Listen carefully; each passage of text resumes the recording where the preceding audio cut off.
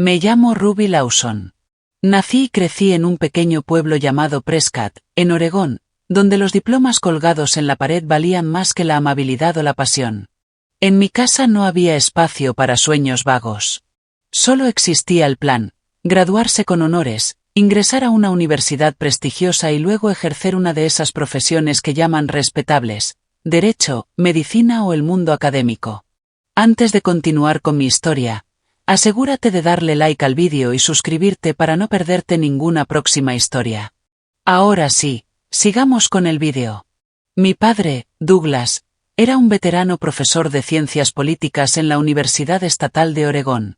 Siempre iba erguido, vestido con impecable pulcritud, y hablaba como si estuviera constantemente dictando una clase.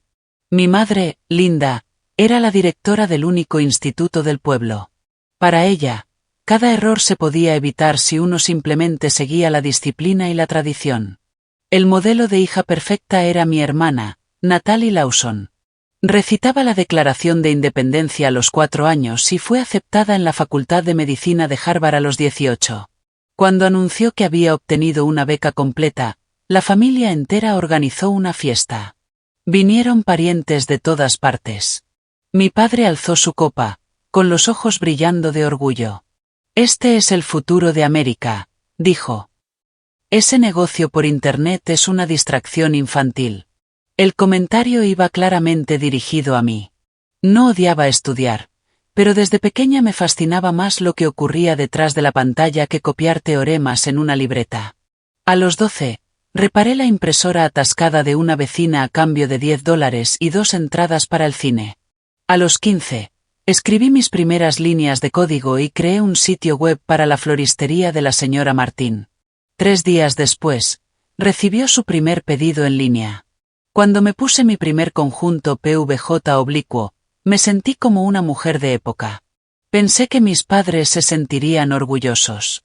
En cambio, mi madre frunció el ceño y dijo: «Deberías concentrarte en el SAT. Estos pasatiempos no te llevarán a Columbia». Mi padre fue más tajante. Se quedó mirando el portátil que estaba configurando para una clienta y soltó con frialdad: «Si quieres pasarte la vida siendo soporte técnico, adelante. Pero de nosotros no esperes ni un centavo». Sonreí, pero fue una sonrisa forzada. En esa casa, lo único que nunca me dieron fue el derecho a ser diferente. En cada comida, el nombre de Natalie se repetía como un mantra sagrado. Natalie ha sido elegida para presentar en el simposio de Boston. El profesor Landon dijo que tiene un liderazgo innato. Y yo: «Ruby, ¿vas a repetir por tercera vez la sección de matemáticas del SAT?» En mayo de mi último año de secundaria, toda la familia estaba reunida alrededor de la mesa del comedor, rodeados de paquetes de solicitudes universitarias que mi padre había ordenado con esmero: Stanford, Princeton, Yale.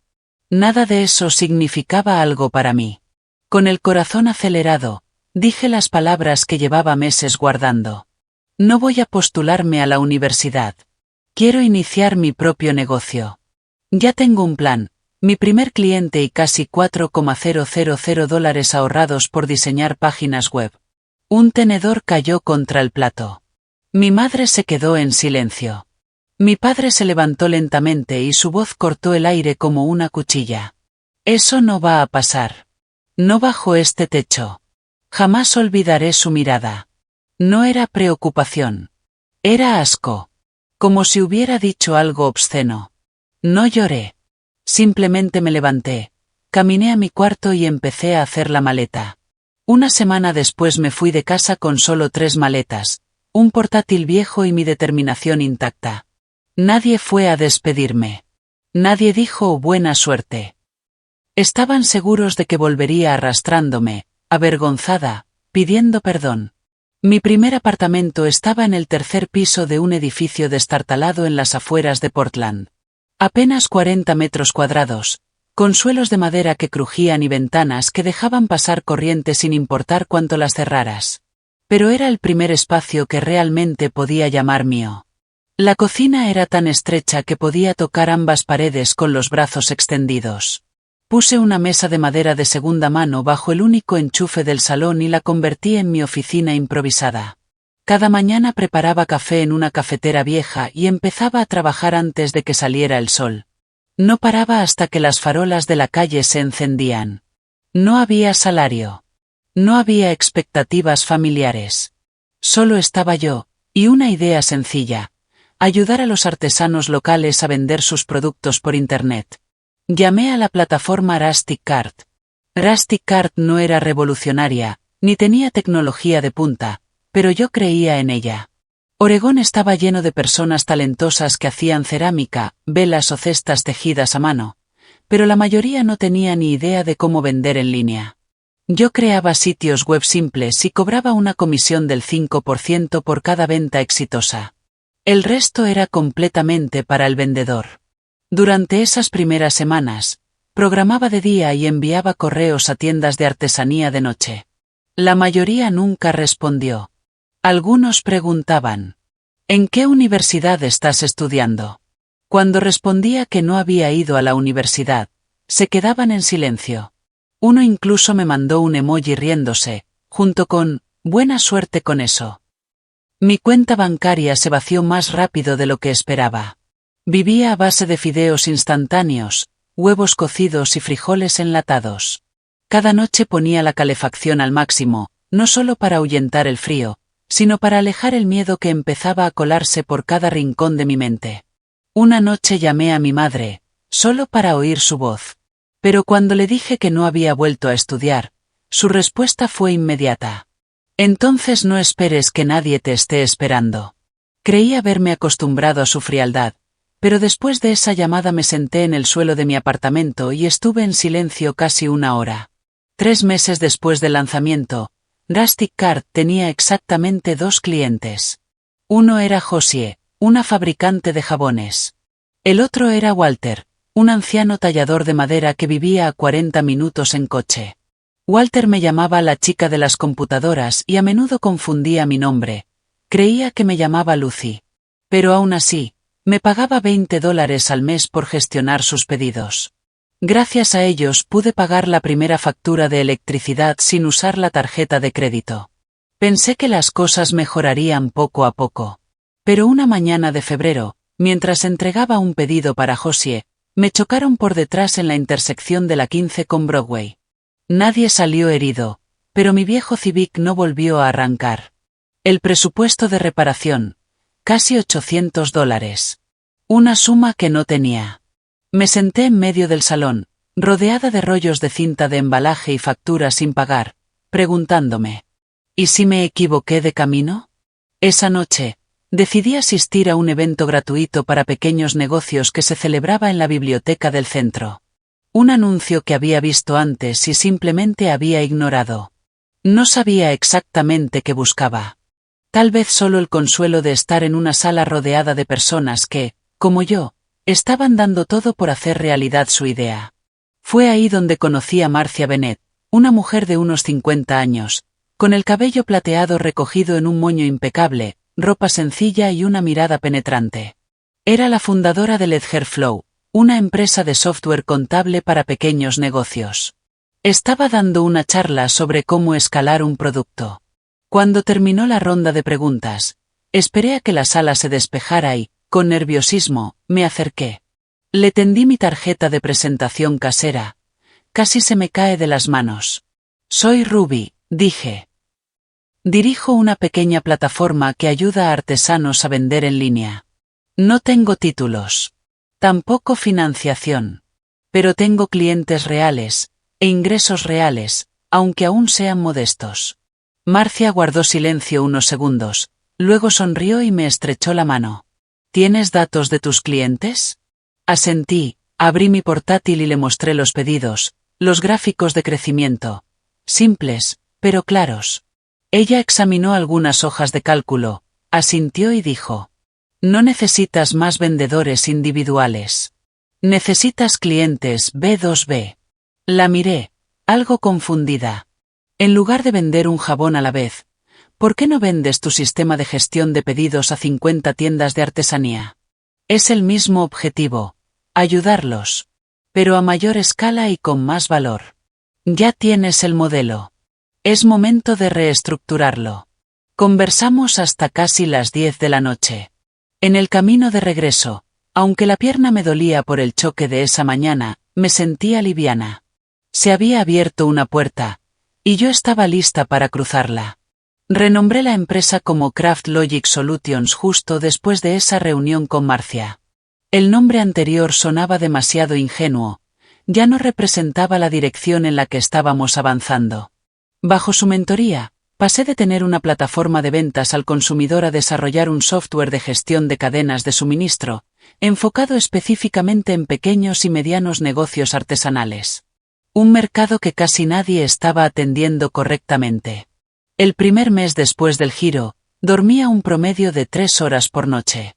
Reescribí todo el sistema usando un nuevo firmware y lancé una campaña de correos electrónicos dirigida a tiendas minoristas independientes de la costa oeste. Cada nuevo contrato me ayudaba a pagar la deuda de la reparación del coche, cubrir los gastos de hosting, y eventualmente contratar a un pasante, Jared, un estudiante de diseño UX que conocí en un encuentro comunitario.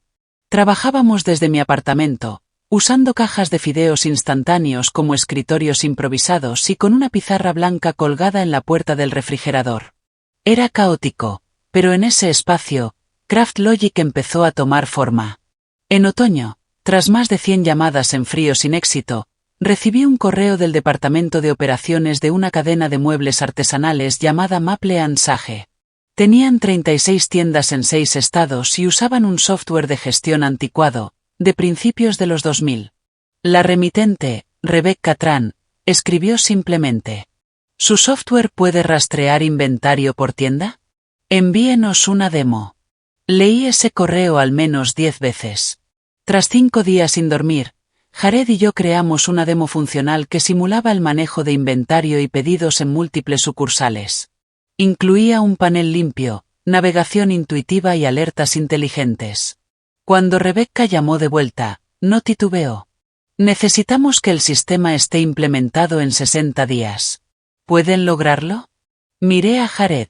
Me dio un pulgar arriba. Sí, respondí, pero necesito reunirme con su equipo técnico para integrar las APIs de contabilidad y envío. ¿Dónde está su oficina?, preguntó.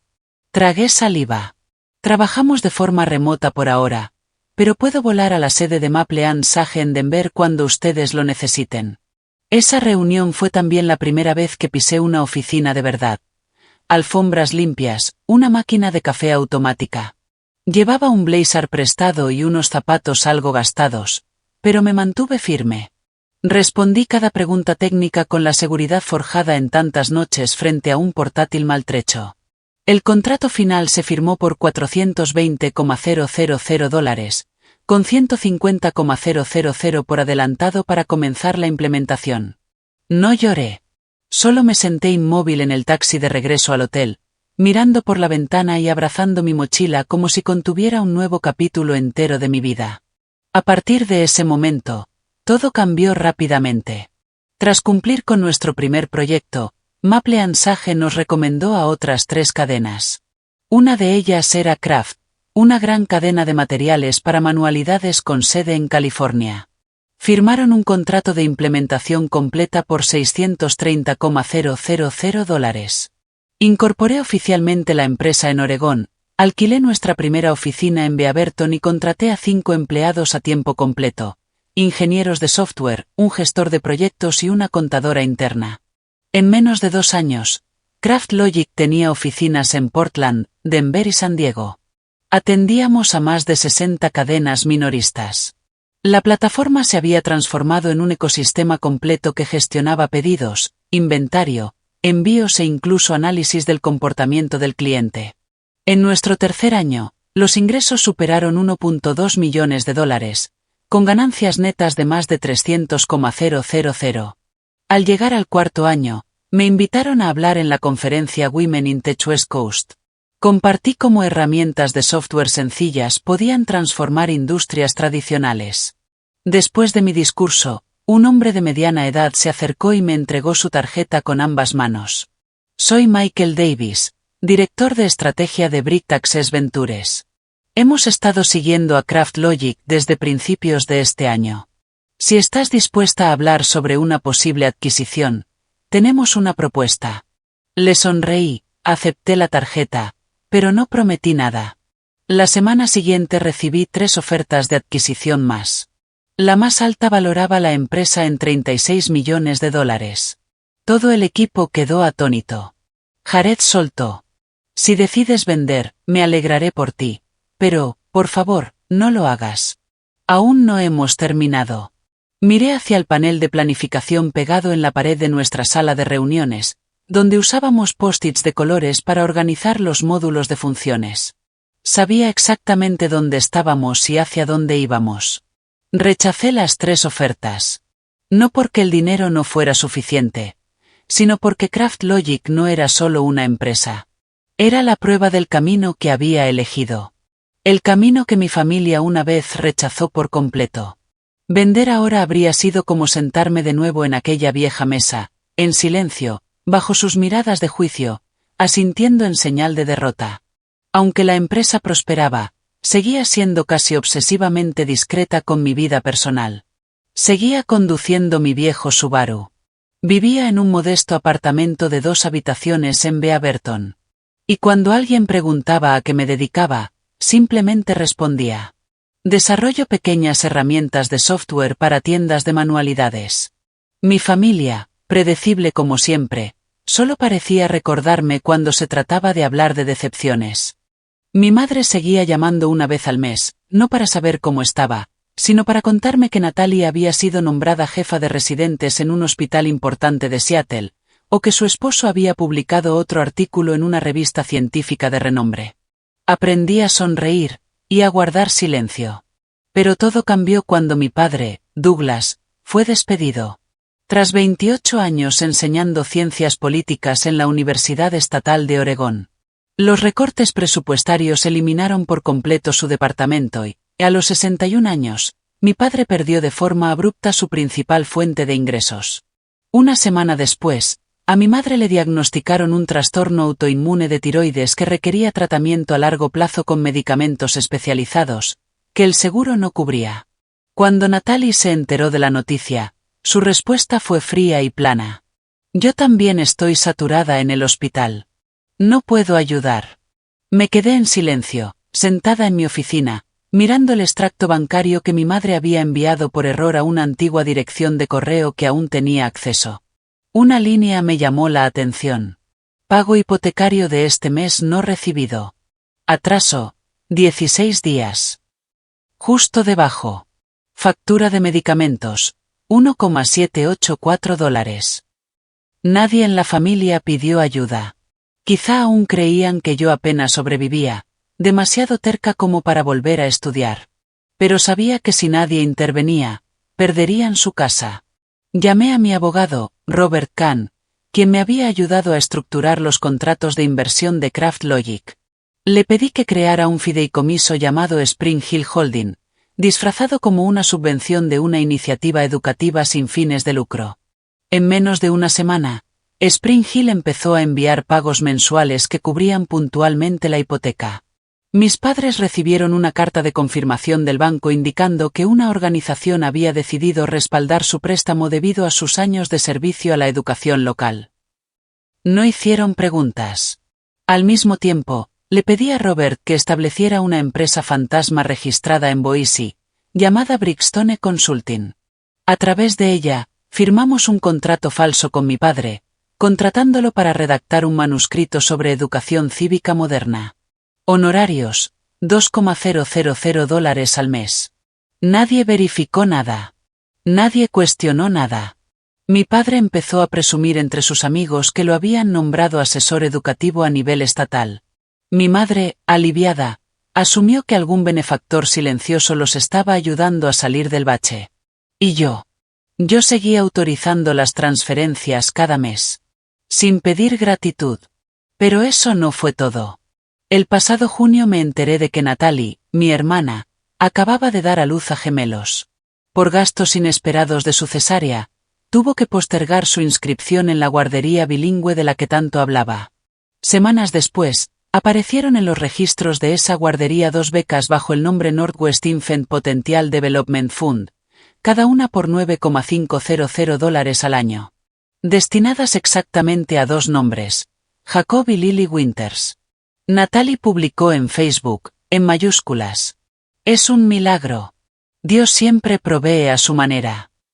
Leí el mensaje, y sonreí con sequedad.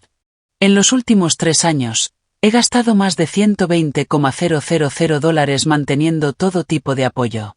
La vivienda de mis padres, sus medicamentos, las matrículas de los niños. Y el sueldo nominal de mi padre. Todo completamente legal. Todo cuidadosamente enmascarado para que mi identidad permaneciera oculta. Vivía 2 vidas.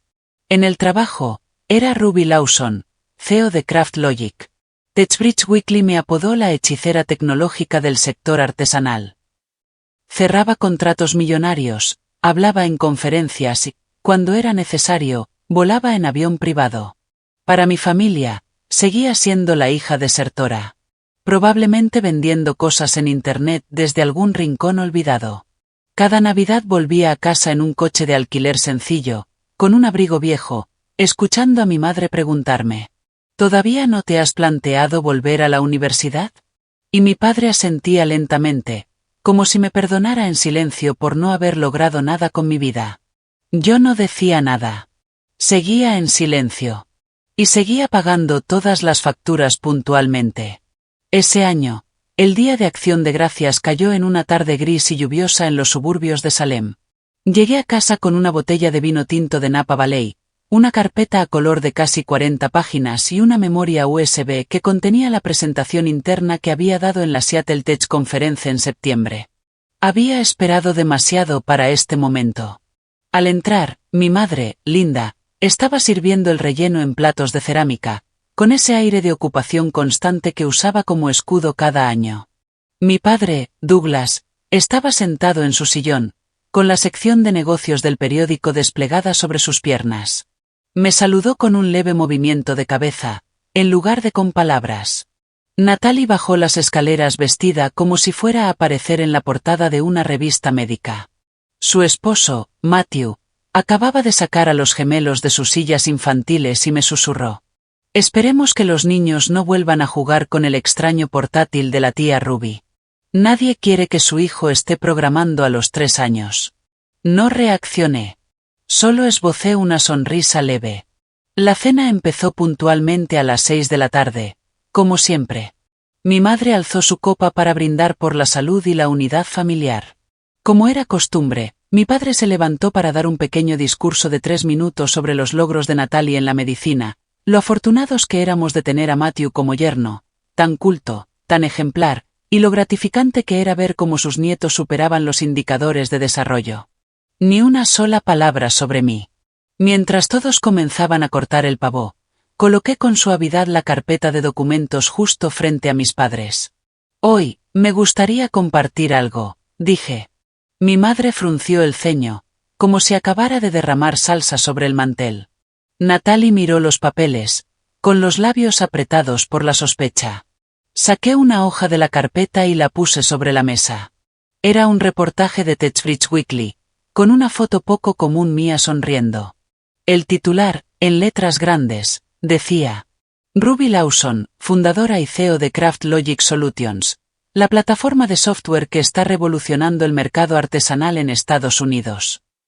Mi padre tomó la revista y la hojeó como si buscara signos de falsificación. «¿De dónde sacaste esto?», preguntó, con un tono más frío que el viento de afuera. «De mi propia vida», respondí. Llevo 8 años dirigiendo CraftLogic. La empresa tiene más de 180 empleados en 3 ciudades. Actualmente está valorada en $47 millones. Y mamá, papá, yo soy la que ha estado detrás de cada forma de apoyo que esta familia ha recibido en los últimos 4 años. Abrí la carpeta. Dentro había registros de transferencias bancarias de Spring Hill Holding al prestamista de su hipoteca. Documentación del seguro médico de mi madre, financiado por un fideicomiso privado. El contrato ficticio de Brickstone Consulting, emitiendo un sueldo mensual a mi padre. Y las cartas de concesión de becas para Jacob y Lily. Todo con pruebas claras. La habitación quedó en silencio absoluto. Mi padre empujó su silla hacia atrás y se levantó de golpe, con el rostro enrojecido. Estás inventando. ¿Una desertora universitaria convertida, de pronto, en millonaria del software? Engaña al mundo si quieres, pero no insultes nuestra inteligencia. El que se engaña, eres tú, le dije. Guardé silencio porque pensé que la familia necesitaba conservar su orgullo. Pero ya estoy cansada. Cansada de esconderlo todo solo para ser tolerada en esta casa. Mi madre susurró, como si tuviera miedo de su propia voz. ¿Por qué no nos lo dijiste antes? La voz de mi madre sonó casi temblorosa. La miré, y respondí lentamente. Porque cada vez que hablaba, me miraban como si fuera una extraña. Como si no perteneciera a esta familia. Así que decidí ayudar, sin pedir reconocimiento. Natalie se inclinó sobre los codos y soltó con frialdad. Yo he trabajado turnos de 14 horas para convertirme en doctora. ¿Y tú?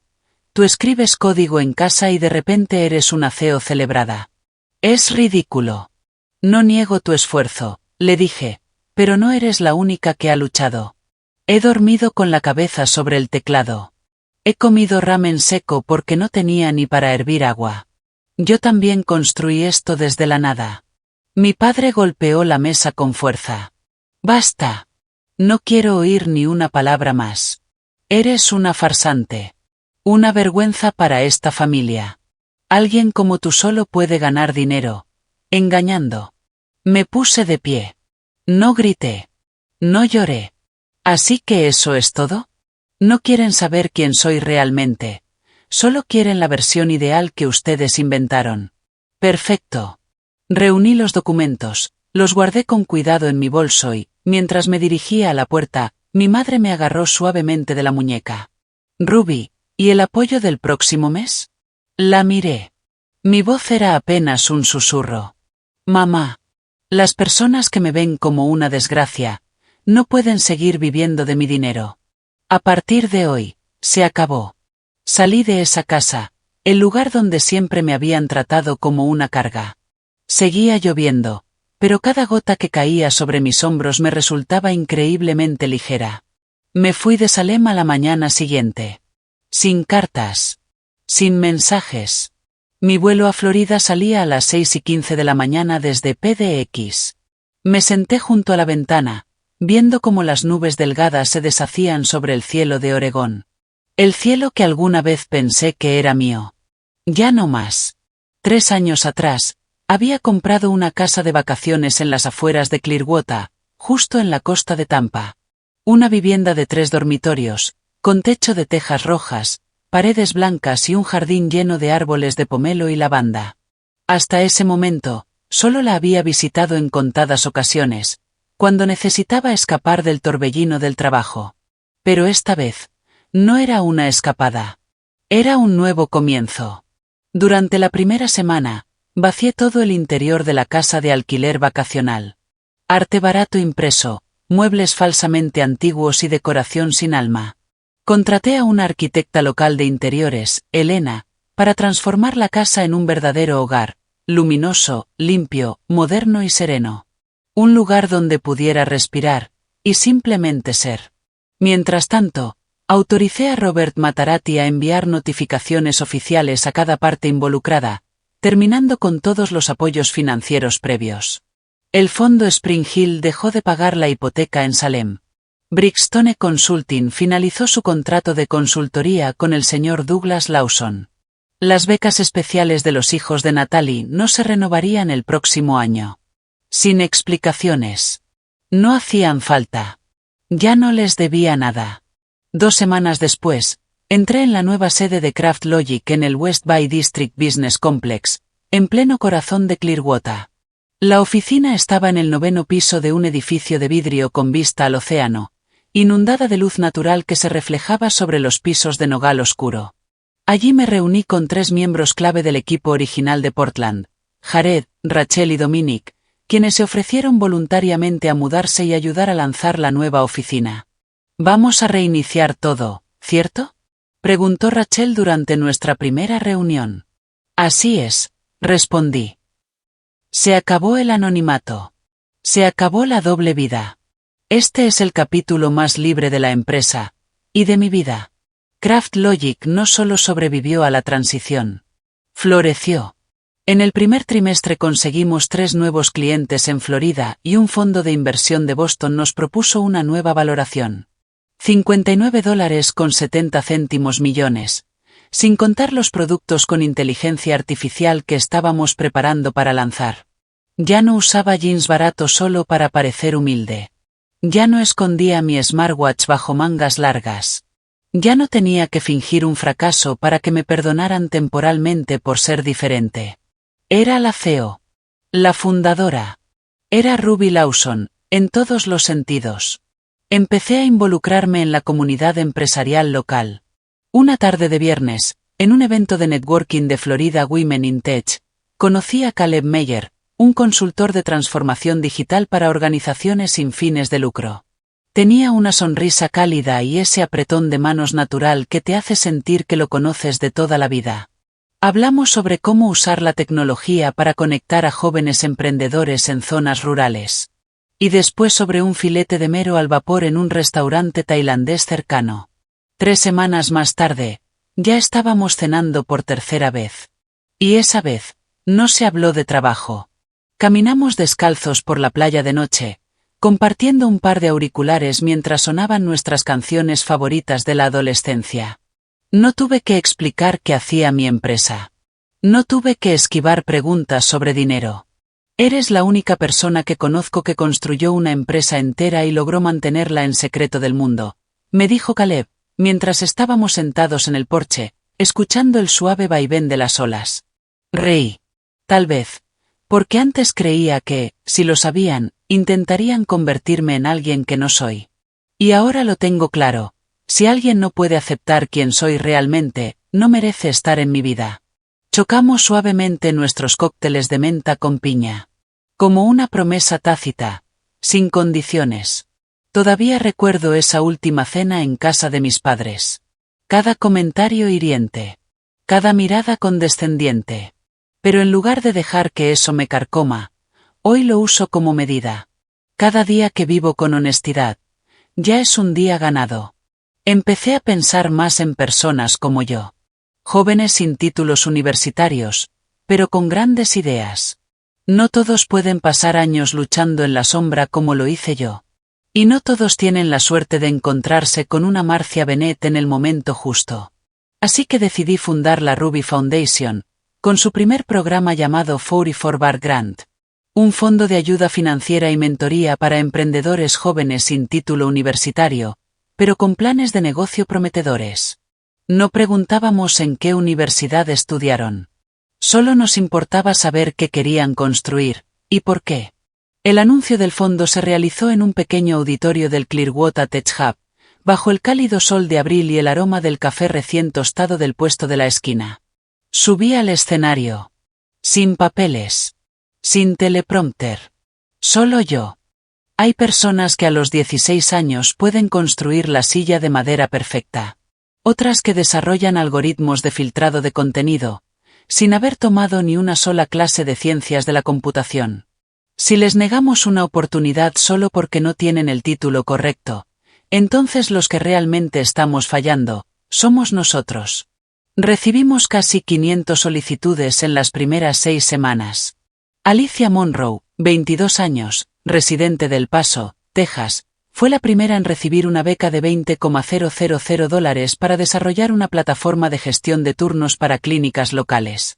Lloró durante nuestra primera videollamada. No pensé que alguien me elegiría, dijo entre lágrimas. En la sección de educación solo puse secundaria. Sonreí con dulzura y le respondí. Tal vez. Simplemente no habías encontrado al evaluador correcto. 44 Bar no es solo un fondo. Es una respuesta sentida, a esa versión de mí con 19 años. La que se acurrucaba en un apartamento de 40 metros cuadrados, deseando que alguien simplemente creyera en ella. Una tarde de junio, mientras regaba las lavandas en el jardín, sonó el teléfono. La pantalla decía, Natalie. Iba a dejar que se fuera al buzón de voz. Pero algo en mí hizo que respondiera. Soy yo, dijo ella. Su voz ya no era aguda. Sonaba más baja, ligeramente temblorosa. ¿Cómo has estado? Estoy bien, respondí. El silencio se alargó tanto, que llegué a oír el viento a través de la línea. No te llamo para pedir nada, añadió. Solo quería decir, gracias, por todo lo que has hecho. Y, lo siento. No una disculpa genérica. Una real. Perdón por no haberte visto. No supe qué decirte. Entré a la cocina, serví un vaso de agua, y escuché mi propia voz encogerse. Gracias por llamar. Después de esa llamada no abrí todas las puertas. Pero empecé a responder mensajes. Preguntando por la salud de los niños. Enviando saludos de cumpleaños a Matthew. Siempre desde una distancia cómoda. Hasta que, una mañana de domingo, recibí un sobrescrito a mano. El remitente, Douglas Lawson. La caligrafía inclinada hacia la izquierda, firme y conocida.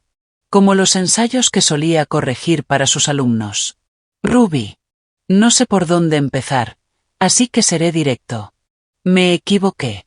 Me equivoqué al creer que solo hay un camino hacia el éxito. Me equivoqué al dejar que el orgullo me cegara ante tus esfuerzos.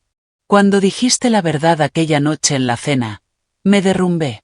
No porque tú hicieras algo mal, sino porque entendí que ya no era el hombre que tú necesitabas que fuera. Si no quieres perdonarme, lo entenderé. Pero espero que sepas, que estoy orgulloso. Leí esa carta 10 veces. No lloré. Pero la garganta se me cerró con algo que no pude nombrar. Tal vez tristeza. Tal vez alivio. No llamé de inmediato. Pero unos días después, envié una postal desde Sarasota. Gracias por escribir. Estoy construyendo la vida con la que siempre soñé. Si quieren ser parte de ella. La única condición es el respeto. Mantuve mis límites. No regresé al espejismo de una familia perfecta como la que una vez soñé. Pero les di una segunda oportunidad. Esta vez, bajo mis propios términos. En una cena informal con la comunidad de mujeres emprendedoras de Tampa, compartí mi historia. Sin dramatismos. Sin adornos. Simplemente dije. A veces, lo mejor que puedes hacer por ti misma, es dejar de buscar el amor de quienes se niegan a entenderte. La sala quedó en silencio por unos segundos. Y luego, estalló en aplausos. Ese día entendí que no solo estaba sanando. Estaba encendiendo algo en otras personas. Una tarde de principios de verano, leía el periódico en el porche trasero cuando sonó el teléfono. La pantalla decía: llamada desde línea fija, Salem, Or. Estuve a punto de dejarlo sonar, como lo había hecho tantas veces. Pero algo en mi interior me dijo que debía contestar. Una voz suave se escuchó al otro lado, eligiendo con cuidado cada palabra. Soy mamá. Linda. No respondí de inmediato. Ella respiró hondo y continuó. Tu padre y yo, estamos planeando ir a Florida el próximo mes. Queríamos saber, si podríamos verte. Una pregunta tan ligera como la brisa. Y sin embargo, cada palabra pesaba como una piedra en el pecho. Hace 2 años, me llamaron una vergüenza. Y ahora, querían verme. No para pedirme dinero. No por motivos médicos. Solo para verme. ¿En qué condición quieren verme? Pregunté. ¿Como la hija a la que una vez rechazaron? ¿O como la feo que ya no pueden ignorar? Como nuestra hija.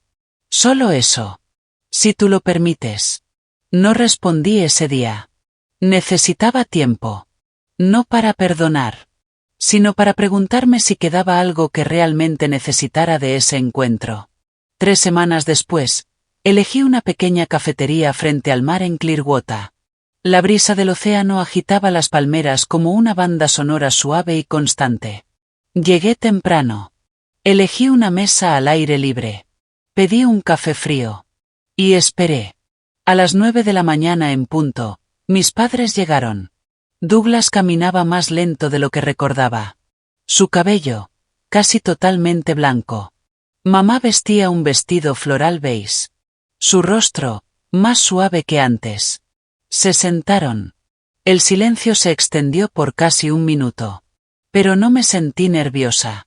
Mi corazón no se apretó como solía hacerlo. Simplemente, me quedé ahí. Serena. Como el agua quieta de la bahía frente a mí. Mi padre fue el primero en hablar. Leí tu entrevista reciente en Founders Weekly. Lo que has construido es muy impresionante. Asentí, sin sonreír. Gracias. Mi madre colocó suavemente la mano sobre la mesa. Nos tomó mucho tiempo entender que nunca necesitaste ser la copia de nadie. No, interrumpí, mirándola directamente a los ojos. No digas eso si no es cierto. No vine aquí por otro discurso pulido. Ella bajó la mirada. Y en ese raro momento, vi a mi madre. No la figura estricta, sino la mujer que había usado las reglas para controlar todo. Y que ahora, por fin, no podía controlar esto. Mi padre guardó silencio. Y luego dijo: una vez me preguntaste, si no te veía como el orgullo de esta familia, entonces ¿qué veía? Hoy quiero responderte. Veo la prueba de que me equivoqué. No esperaba palabras así. Pero tampoco dejé que me definieran. Papá, mamá. Ya no vivo esperando su aprobación. No construí esta vida para ganarme sus elogios, ni para buscar redención. He pasado los últimos 2 años viviendo con más verdad y más plenitud. Y nada de eso me hace querer volver a ser quien fui antes. Mi madre asintió. No con rabia. No en protesta. Solo, asintió. Nos quedamos otros 20 minutos. Hablamos del clima, del nuevo parque junto al mar. Y de los hijos de Natalie, aunque aún no me sentía lista para verlos. Al salir del café, mamá se acercó para abrazarme. No fue un abrazo fuerte. No hubo lágrimas. Pero duró lo suficiente para que, por primera vez, sintiera que me abrazaba sin querer moldearme en nada. Esa misma noche, ellos volaron de regreso a Salem. Yo no les hice un gesto de despedida. No miré atrás. Simplemente caminé por la orilla. Y le mandé un mensaje a Caleb. Lo hice. Me llamó de inmediato. ¿Hiciste qué? Me senté frente a ellos. Sin rabia. Sin necesidad. Y aún así, siendo completamente yo. Su voz se suavizó. Entonces, Ruby, ya ganaste. Cada domingo por la noche organizo una pequeña cena en mi patio trasero. Una mesa larga, luces colgantes encendidas, pan casero y vino compartido. Está Caleb. Está Jared. Y están jóvenes emprendedores del fondo 44 Bard. No hablamos de nóminas ni de evaluaciones. Hablamos de propósito. De elecciones. De lo que significa vivir con honestidad. No necesito una familia que me acepte de nuevo. Tengo una comunidad que me eligió desde el principio. Sin condiciones. Y ahora lo entiendo con más claridad que nunca. Nadie necesita nacer en una familia perfecta para vivir una vida plena. Solo necesita el valor de construirla por sí mismo. No perdoné porque ellos cambiaron. Perdoné para poder ser libre. Y por primera vez en mi vida, no avanzo para demostrar nada. Avanzo porque, por fin, estoy completa. La historia de Ruby no es solo sobre construir una startup exitosa. Es un poderoso recordatorio de que el valor propio no nace de la aprobación familiar ni de un diploma prestigioso. En el mundo real, muchas personas como Ruby están construyendo su vida en silencio. Atreviéndose a salir de los moldes que les impusieron. Y eligiendo vivir con autenticidad. La sanación no siempre viene del perdón. A veces, viene de decidir no soportar más. Y el éxito no es demostrar algo. Es vivir sin miedo, con libertad y con verdad. ¿Tú qué piensas sobre la elección de Ruby? ¿Te atreverías a vivir tu verdad? Aunque eso significara renunciar a la aprobación de tu familia?